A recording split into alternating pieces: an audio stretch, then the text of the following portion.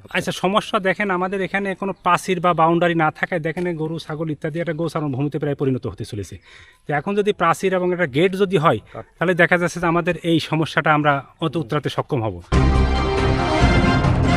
কুষ্টিয়া সদর গোস্বামী দুর্গাপুর ইউনিয়নের প্রত্যন্ত গ্রামীণ জনপদ শঙ্করদে গ্রামের চিরসবুজের বুক চিরে বেশ গর্বের সাথে দাঁড়িয়ে আছে শঙ্করদিয়া কলেজ। কলেজটি যেহেতু গ্রামীণ পরিবেশে, সে কারণে কলেজের সংরক্ষণের জন্য নেই কোনো প্রাচীর। এটি গোচারণ ভূমি হিসেবে বিবেচিত। এর ফলে কলেজের নিরাপত্তা এবং পরিবেশ রক্ষা নিয়ে তৈরি হচ্ছে সমস্যা।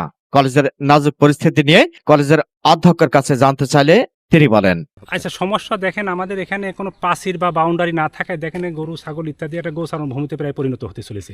তো এখন যদি প্রাচীর এবং একটা গেট যদি হয়, তাহলে দেখা যাচ্ছে যে আমাদের এই সমস্যাটা আমরা অত উত্তরাতে সক্ষম হব। তো এই বিষয়টা সরজমিনে আপনারা হয়তো দেখলেন এবং আপনাদের মাধ্যমে সংশ্লিষ্ট দপ্তরকে আমরা এই বিষয়টা দেখছি, এই বিষয়টা আমাদের সমাধানের একটা ব্যবস্থা করব। শিক্ষক সংকট আছে, উৎপাদন ব্যবস্থাপনা বিপণন একটা, কৃষি শিক্ষা শিক্ষক আর পরিসংখ্যান, এই তিনটি শিক্ষক সংকট রয়েছে আমাদের এখানে। লেখাপড়া আমার মোটামুটি ভালো। আপনাদের মাধ্যমে সরকারের কাছে চাওয়া যে কথাটা ইতিপূর্বে বললাম, আমাদের এই প্রাচীর এবং গেটটা দিবেন এক, আর 2 নম্বর আমাদের সবচেয়ে বড় একটা সমস্যা, সাবেক চেয়ারম্যান মোহাম্মদ ইনুস আলী মিয়ার বাড়ি থেকে এই নরহত্যা মোড় পর্যন্ত এই রাস্তা পথে 1.5 কিলো রাস্তাটা হবে। এই রাস্তাটা হলে এলাকার ছেলেমেয়েরা, বিশেষ করে নিম্ন এবং মধ্যবিত্ত ছেলেমেয়েরা অনেকে হেঁটেও আসে, যাতে এটা সুবিধা হয় আমাদের এই রাস্তাটা হলে। এই বিষয়টা আপনাদের মাধ্যমে আমি সংশ্লিষ্ট দপ্তরকে এই বিষয়টা গুরুত্বের সাথে দেখার জন্য বিশেষভাবে অনুরোধ করছি।